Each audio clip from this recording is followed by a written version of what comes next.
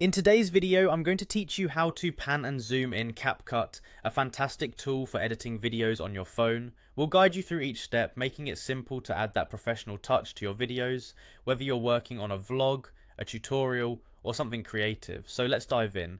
First, you'll want to begin by opening Capcut and starting a new project.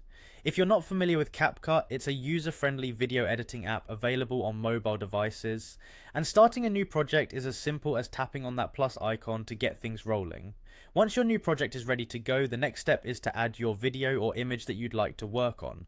You can do this by selecting the appropriate media from your gallery, and voila, it's now part of your project timeline, ready for your creative touch. Now, to do the magic of panning and zooming, you'll need to tap on the clip you just added. This will bring up several editing options, and what you want to focus on here is the keyframe option, represented by a small diamond icon.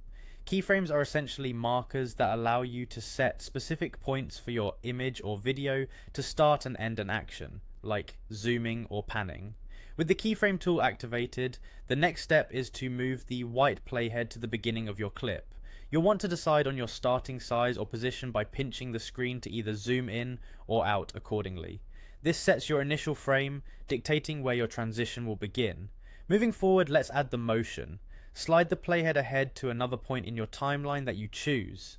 Here you can pinch the screen again or drag to set your end position. This action creates a smooth transition from your starting point to your chosen end point.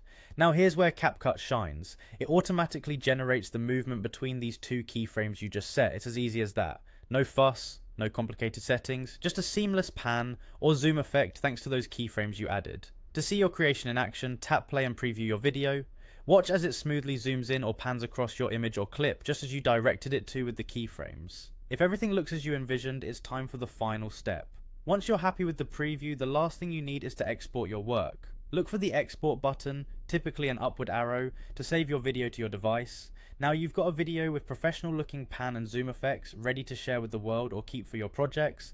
And there you have it. By using keyframes in Capcut, you've added dynamic movement to your video seamlessly and with ease. Keep practicing and soon you'll be creating stunning videos in no time. Thanks for watching and happy editing.